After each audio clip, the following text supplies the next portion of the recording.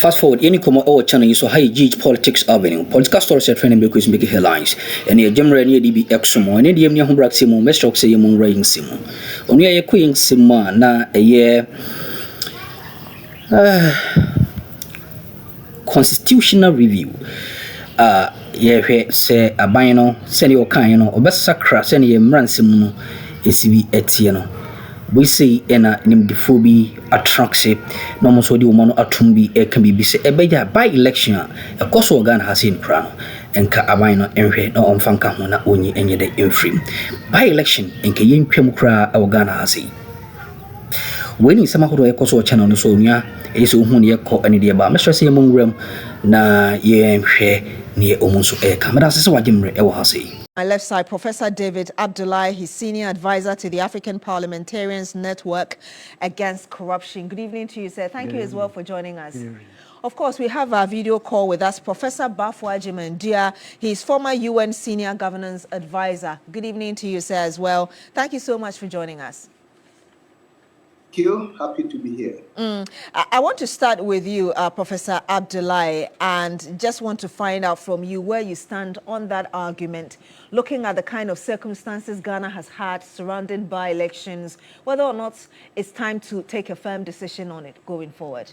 I think it's anyone who thinks that we should get rid of by-elections, it's an emotional debate. Yeah, sure. If they are rational, we are a democracy, albeit a mixture of the parliamentary and presidential systems anchored by our democracy.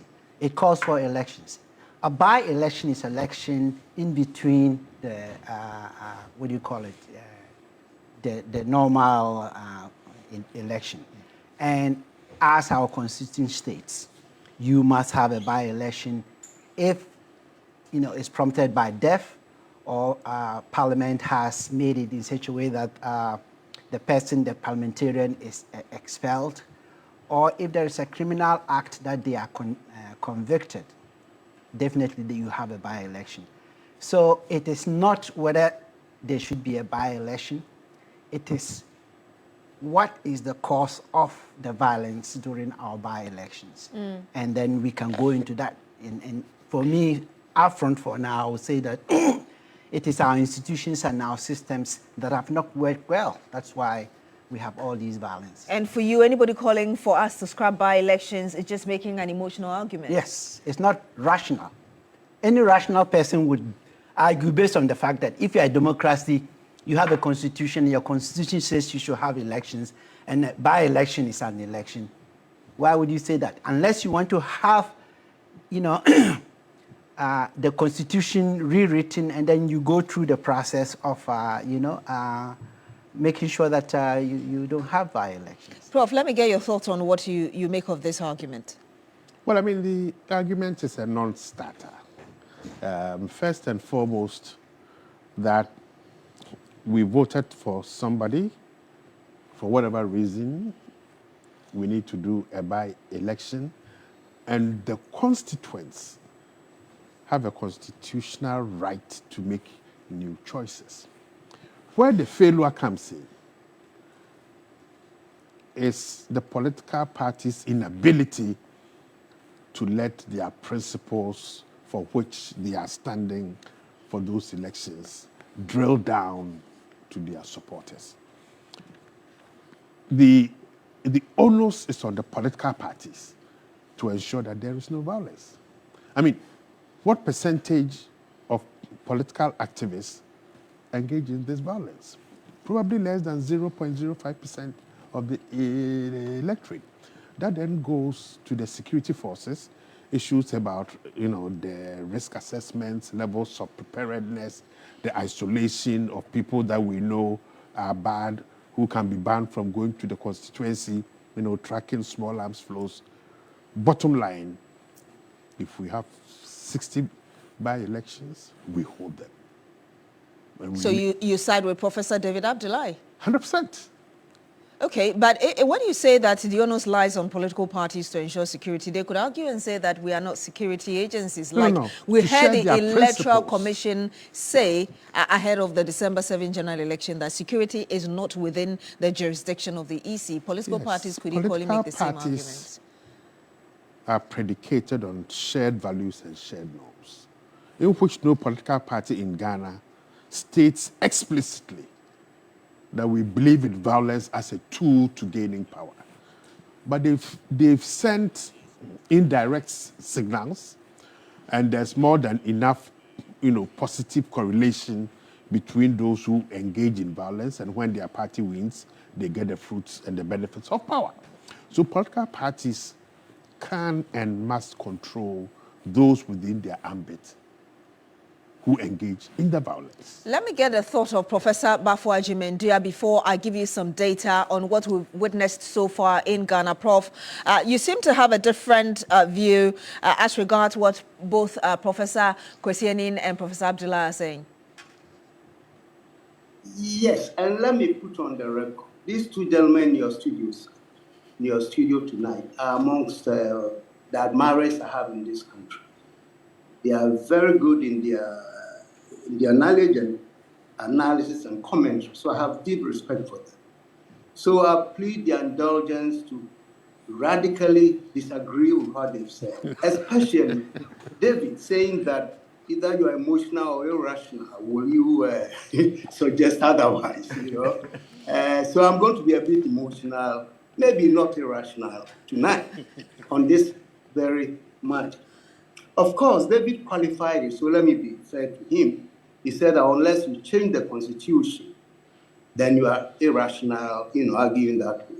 And I think that's a very good point he made. So my argument, therefore, is really towards changing the constitution to satisfy my good friend David, so that those who argue that way will no longer be irrational. The facts are this.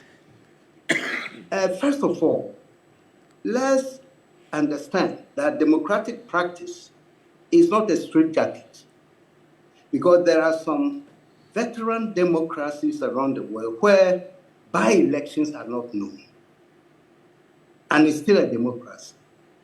So the fact that it's in the Constitution, which of course I give credit to our constitutional writers, I think they did not take into serious account perhaps the kind of culture and tradition and the kind of human behavior you have in this country, which may be different from elsewhere. And therefore, anybody writing a constitution must put in the context, more or less, of the country's history, culture, and traditions. That's one level of the argument. So I'm making the point that it is not a straitjacket. Maybe I will argue that our constitutional fathers and mothers did not think deep about this particular one. You see, with the presidency, smartly, we say when the president is incapacitated or dies in office, the vice president is there to take over. We did not do that for the parliamentarians. We just said, if you pass or you become incapacitated, we just organize a by-election. Correct. But what we didn't know is the kind of political parties, as Professor Annin argued correctly, that the onus should be on the political parties. But the fact is that for 32, 33 years of this republic, our political parties have behaved almost in the same way the past 30 years. Look, when there's a by-election, it can be just one constituency. And therefore, the parties have all the luxury of time, energy, and materials to concentrate their efforts on that particular constituency. That is one reason why every by-election we have in this country, almost all of them, we have had serious conflict, including gunshots, assaults, brutalization, everything that you can think of. It happens because the parties have the energy.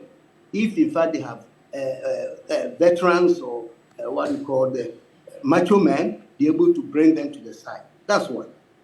Second, if you look at the tension that by-elections bring to our country, you ask yourself, is it worth it?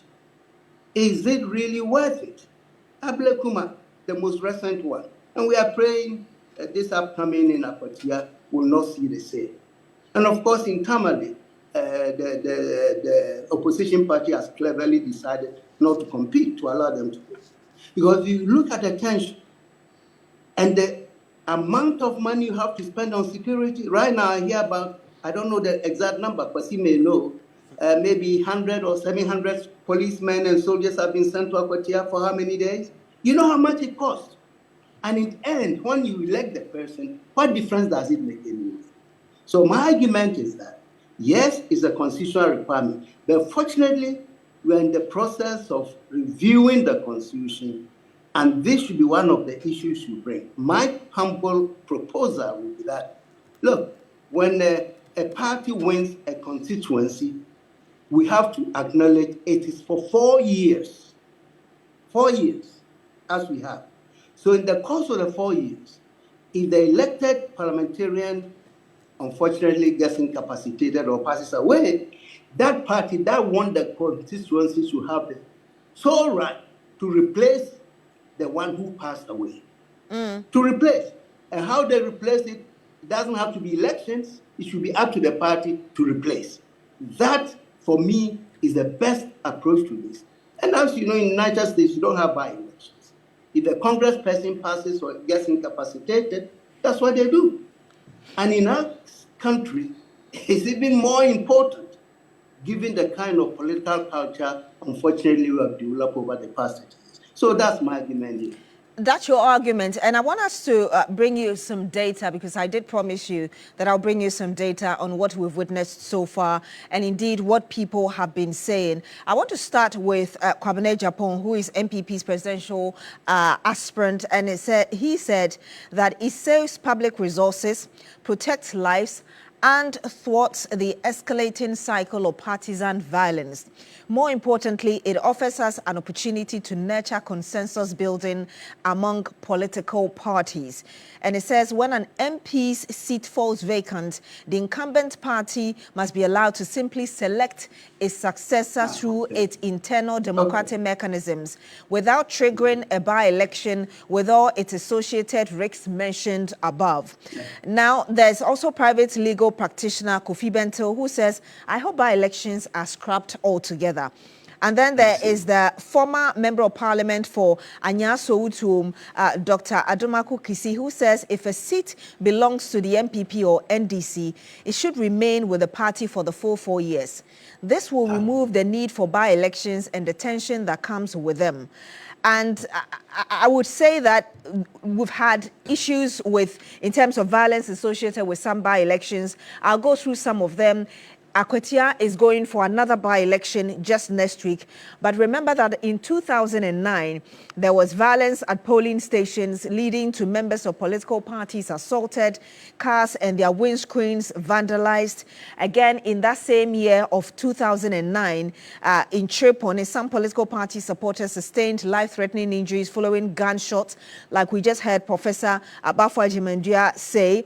Gunshots fired indiscriminately, allegations of vote buying incumbency. Again, Atiwa in 2010, supporters of political parties sustaining fatal injuries. Talensi by-election in 2015, police impounding ammunition, political party vigilante groups. Ayawase West Wogon, which is like one of the popular by-election issues that we've had, security officers and political party supporters clashing at the polling station and some assaults. We have had Kumewu. We have had Asen North. We had a recent one, Ablekuma North.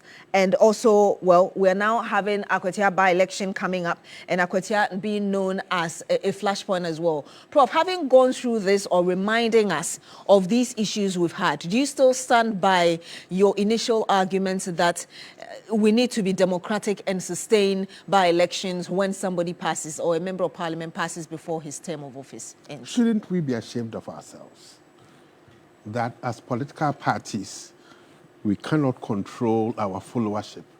So they shoot each other, they smash windscreens, we intimidate, we dive with Olympic capabilities to head people. Let me ask, how many people have been put before a court of competent jurisdiction for any of these crimes? We were told that there will be some people who will be prosecuted last Thursday or Friday relating to the Ablekuma North case. I appeared before the Emil Short Commission relating to the Ayawaso West Wagon that led to Act 999, that is the Vigilantes Act. Nothing has happened.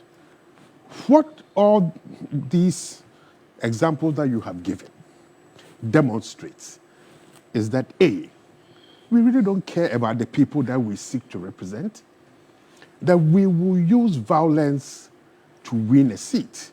Now, I want you to tell us, or probably Professor Jimendria will tell us, has any by-election flipped from one party to the other?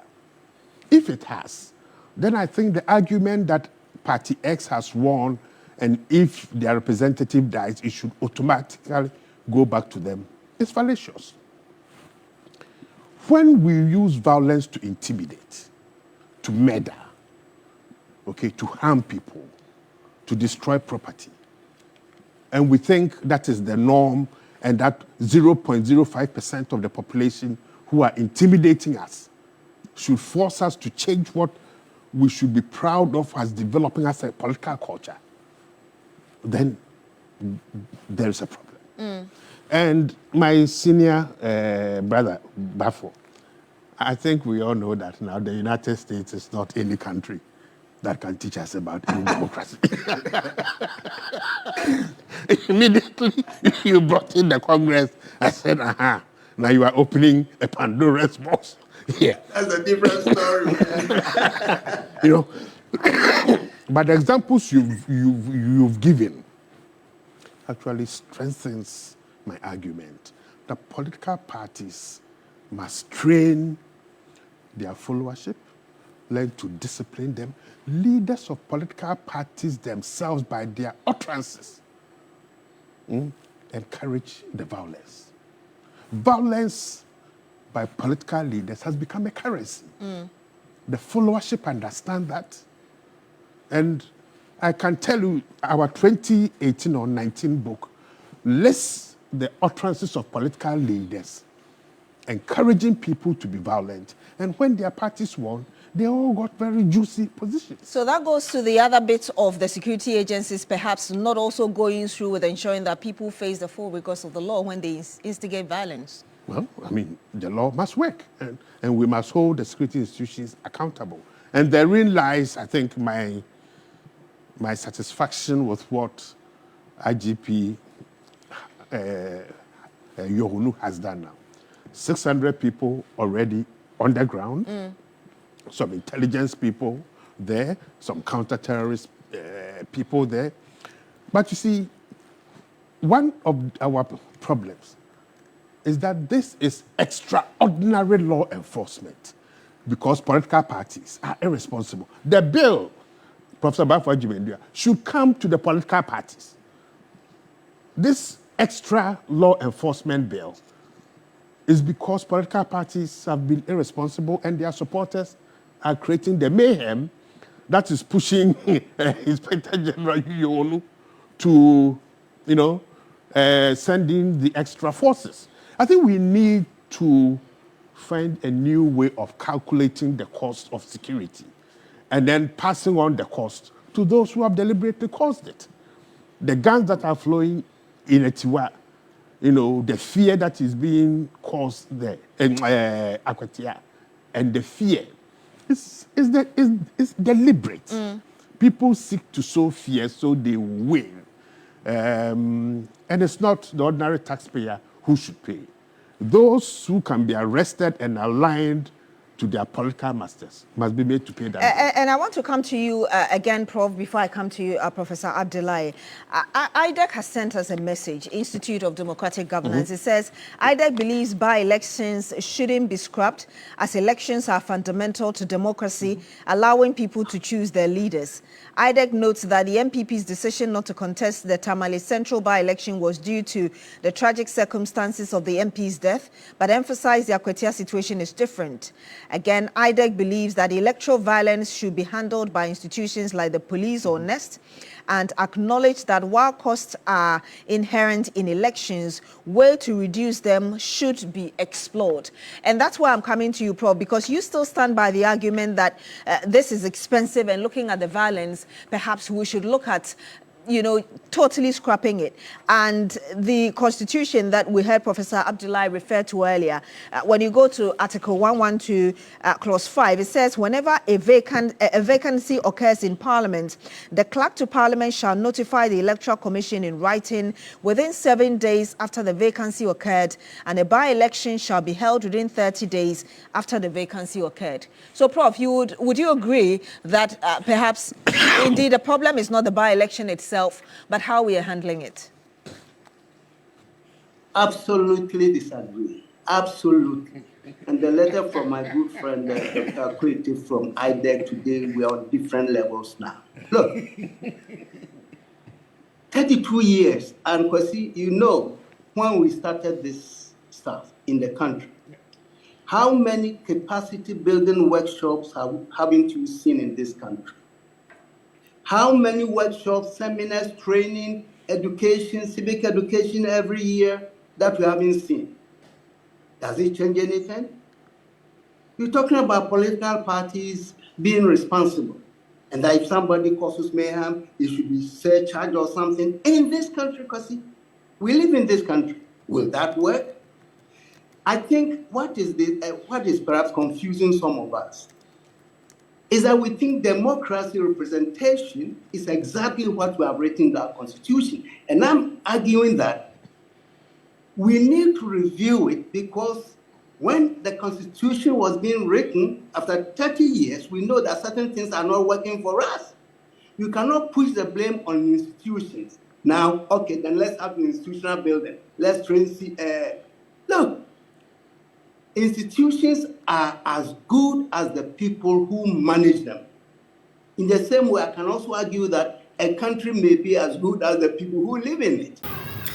Fast forward, yini komo ewo channel yiso ha a GH Politics Avenue. Political stories are trying to make headlines. Any jemre na yedibi exumu ewo ha. Any dim ni ahobrak simu. Subscribe to the channel emame. Mesre se yemo enwura yinsimu. Onua ye koyensimu a constitutional review na ye hwese ebia